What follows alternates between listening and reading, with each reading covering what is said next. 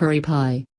Ingredients: 2 teaspoons salted butter, 1/4 cup celery diced, 1/4 cup onion diced, 1/4 cup carrots diced, 1 tablespoon all-purpose flour, 1 teaspoon curry powder, ½ cup chicken broth, ½ cup light sour cream, 1 cup sliced curry chicken diced, 2 sheets frozen puff pastry thawed, 1 egg whisked, 2 tablespoons water.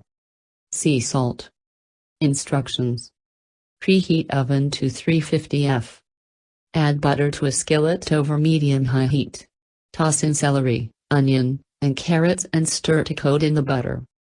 Cook for approximately 5 minutes or until veggies are tender and fragrant. Stir in the flour and curry powder and stir to coat. Once the veggies are all coated in a paste forms, stir in the chicken broth. Bring to a boil and then reduce heat to low. Allow to thicken for about 1–2 minutes, then remove from the heat.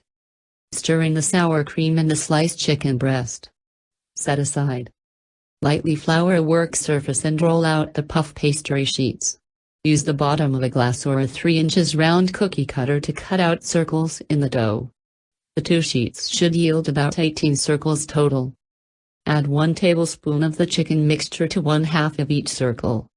Moisten the edge of each circle with a small amount of water, and then fold over the dough to cover the mixture. And press to close. Use a fork to close each hand pie. Lay each completed hand pie on a greased baking sheet, about 1 inch apart. Repeat with remaining dough. In a small bowl, combine whisked egg and water. Brush each hand pie with egg mixture and then sprinkle lightly with flaked sea salt. Bake for 18–20 minutes or until crisp and golden. Serve warm.